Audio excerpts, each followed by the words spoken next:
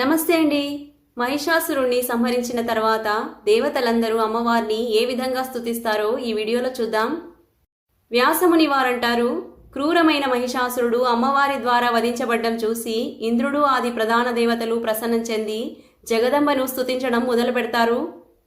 దేవతలంటారు, హే దేవి, మీ శక్తితోనే బ్రహ్మదేవుడు ఈ జగతిని సృజన చేస్తాడు, విష్ణు భగవానుడు పాలన చేస్తాడు, మరియు శివుడు ప్రళయకాలంలో సంహారం చేస్తాడు.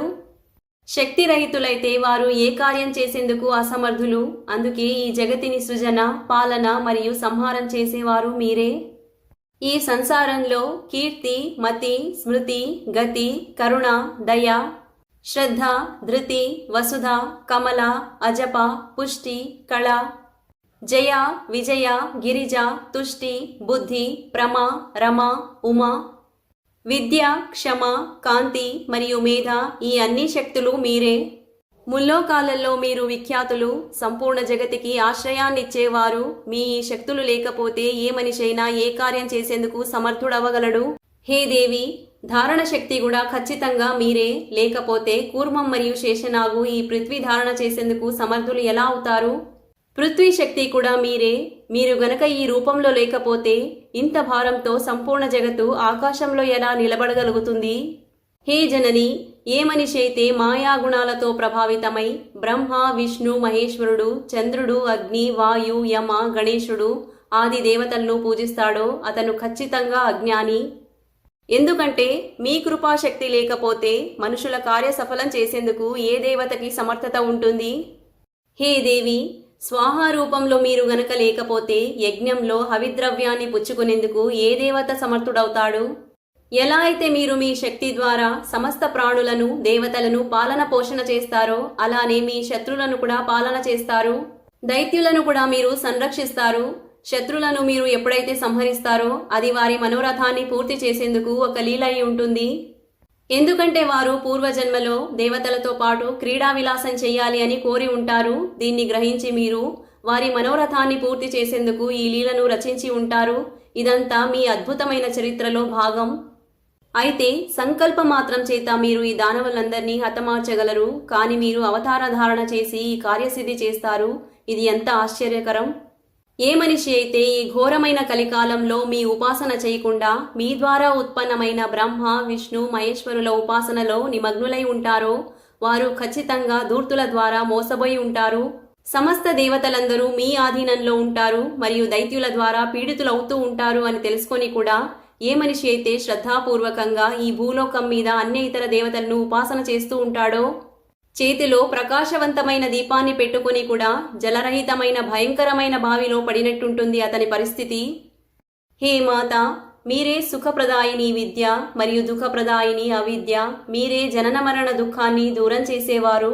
ఎవరైతే మోక్షాన్ని కోరుకుంటారో వారు మీ ఆరాధన చేస్తారు. ఎవరైతే మందబుద్ధి, అజ్ఞాని మరియు విషయభోగ పరాయణులై ఉంటారో వారు మీ ఆరాధన చెయ్యరు.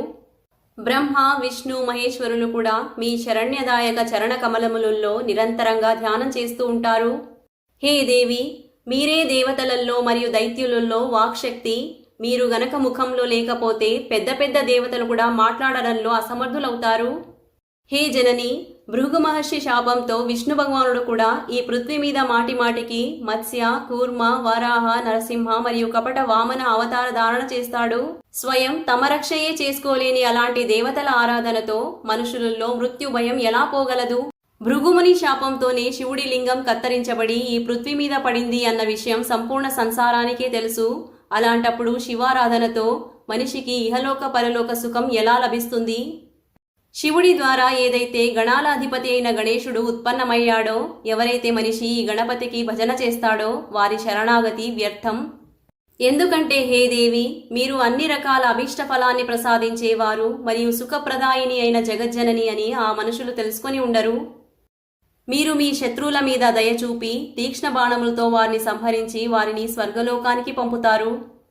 హే దయామయి, మీరు గనక ఇలా చేయకపోతే వారు వారి కర్మ ఫలితాల్ని అనుభవిస్తూ నరకానికి వెళ్లి ఘోరమైన దుఃఖంలో పడిపోతారు. బ్రహ్మ, విష్ణు, మహేశులు కూడా అహంకార కారణంతో మీ మహిమ గురించి తెలుసుకోలేరు. ఇక మీ అమిత ప్రభావశాలి గుణాలతో మోహితులైన మనుషుల సంగతి ఏం చెప్పగలం? మీ స్వరూపం తొందరగా ధ్యానంలోకి రాదు అని అనుకొని మునిగణాలు మీ చరణ కమలములలో ధ్యానం చెయ్యరు. కాని సూర్యుడు, చంద్రుడు, అగ్ని ఆది దేవతల ఉపాసనలో పడి ఉంటారు. అలాంటి మందబుద్ధులు అనేక విధాల కష్టాలను అనుభవిస్తారు. సమస్త శృతుల ద్వారా ఘోషించబడిన వేదసార స్వరూపం పరమార్థ తత్వాన్ని వారు తెలుసుకోలేరు. మాకేమనిపిస్తుందంటే ఏదైతే మీ అద్భుత ప్రభావం గల సత్వ, రజస్, తామస గుణాలున్నాయో అవే మనుషుల బుద్ధి ద్వారాయే అనేక రకాల శాస్త్రములలో చిక్కుపరిచి విష్ణు, శివుడు, సూర్యుడు, గణపతి ఆది దేవతల ఉపాసకుల్ని చేసి మీ భక్తి భావం నుంచి సర్వదా విముఖుల్ని చేస్తాయి. హే అంబికే, ఎవరైతే శాస్త్ర ప్రమాణంతో బ్రాహ్మణులను, వైష్ణవ భక్తులు, శివభక్తులను చేసి మీ చరణ కమలముల నుంచి విముఖుల్ని చేస్తారో వారి మీద కూడా మీరు క్రోధం చూపించరు. వారి మీద మీరు దయ చూపిస్తారు. మోహన ఆది మంత్రాల జ్ఞాతులను మీరు ఈ సంసారంలో ప్రసిద్ధి చేస్తారు. సత్యయుగంలో సత్వగుణం ప్రబలంగా ఉంటుంది. అందుకే ఆ యుగంలో అస్త్రశస్త్రముల అవసరముండదు. కాని కలియుగంలో అభిమానం గల మనుషులు మిమ్మల్ని ఉపేక్షిస్తూ మీ ద్వారా ఉత్పన్నమైన దేవతలను స్తుతిస్తూ ఉంటారు. ఈ పృథ్వీ మీద ఎవరైతే అత్యంత శుద్ధమైన అంతఃకరణంతో ఉన్న సాత్వికమైన మునిగణాలు ముక్తిని ప్రసాదించే యోగ సిద్ధ మరియు పరావిద్యా స్వరూపిణి అయిన మీ భగవతి ధ్యానం చేస్తారో వారు మళ్ళీ తల్లి గర్భంలో పడి కష్టాన్ని అనుభవించరు. మీరే చిత్తశక్తి మరియు చిత్తశక్తి పరమాత్మలో కూడా ఉంటారు. దాని కారణంతో వారు అభివ్యక్తులై సృష్టి, సృజన, పాలన మరియు సంహార కార్యాలను నిర్వహిస్తూ ఉంటారు. హే జగదంబే, చిత్తశూన్య తత్వం జగతిని రచన ఎలా చేయగలదు? హే దేవి, ఇంద్రియాలు గుణం మరియు కర్మతో యుక్తమై శక్తిరహితమై ఉంటే కర్మ ఫలితాన్ని ఎలా ఇవ్వగలవు? సృష్టి ప్రారంభంలో మీరే సంపూర్ణ జగతి రచన చేస్తారు. విష్ణువు, శివుడు ఆది దేవతలు, దిక్పాలకులను మీరే రక్షిస్తారు. ప్రళయకాలంలో సంపూర్ణ విశ్వాన్ని మీలోనే విలీనం చేసుకుంటారు. బ్రహ్మదేవుడు ఆది దేవతలు కూడా మీ ఆద్య చరిత్రను తెలుసుకోలేరు. అలాంటిది మందబుద్ధులైన మేము దేవతలు ఎలా తెలుసుకోగలము? హే మాత, మీరు మహిషారూపధారణ చేసిన అత్యంత ఉగ్రమైన అసురుణ్ణి వధించి దేవ సముదాయాన్ని రక్షించారు. హే జనని, వేదాలు కూడా మీ యథార్థ రూపాన్ని తెలుసుకోలేవు. అలాంటిది మందబుద్ధులైన మేము దేవతలు ఎలా తెలుసుకోగలము? మిమ్మల్ని ఎలా స్తుతించము? ఈ సంసారానికి అచింత్య కంటక స్వరూపం మా శత్రు దురాత్మ మహిషాసురుణ్ణి వధించి మీరు జగతిలో మహాన్ కార్యం చేశారు. ఇలా చేసి సంపూర్ణ లోకాలలో మీరు మీ కీర్తిని స్థాపించుకున్నారు. ఇప్పుడు మీరు ఈ సంసారం మీద అనుగ్రహం చూపించి మమ్మల్ని రక్షించండి అని దేవతలు వేడుకుంటారు. వ్యాస భగవానుడు అంటాడు, ఈ విధంగా దేవతలు అమ్మవారిని స్తుతించడంతో అమ్మవారు తన మధుర స్వరంతో ఇలా అంటుంది: ఓ శ్రేష్టమైన దేవతాగణం, ఇది కాకుండా ఇంకేదైనా దుస్సాధ్యమైన కార్యం ఉంటే నాతో చెప్పండి. ఎప్పుడెప్పుడైతే దేవతల ముందు దుస్సాధ్యమైన కార్యం ఉంటుందో అప్పుడు మీరు నా ధ్యానం చెయ్యండి. నేను మిమ్మల్ని శీఘ్రంగానే ఆ సంకటంలో నుంచి దూరం చేస్తాను అని అమ్మవారంటుంది. దేవతలంటారు, హే దేవి, ఈ సమయంలో మీరు మా శత్రువైన మహిషాసురుణ్ణి వధించి మా అన్ని కార్యాలను పూర్తి చేశారు. హే అంబే, హే జగజ్జనని, మీరు మా మనస్సులో అవిచలమైన భక్తిని స్థాపించండి. దాంతో మేము సదా మీ చరణ కమలముల స్మరణ చేసుకుంటూ ఉంటాము. తల్లి తన పిల్లల వేల కొద్ది అపరాధాల్ని క్షమించగలదు. ఇది తెలుసుకొని మనుషులు జగతి ఉత్పత్తి స్వరూప ఆ దేవి భగవతి ఉపాసన ఎందుకు చెయ్యరు? ఈ దేహరూపీ వృక్షంలో జీవాత్మ, పరమాత్మ రూపీ 2 పక్షులుంటాయి. వీరిద్దరి మధ్యలో సదా మిత్రతాభావం ఉంటుంది. అపరాధాన్ని సహించేందుకు మూడో వాళ్ళు ఎవరూ లేరు. అలాంటప్పుడు జీవి మీలాంటి మిత్రుణ్ణి ఎందుకు త్యాగం చేస్తాడు?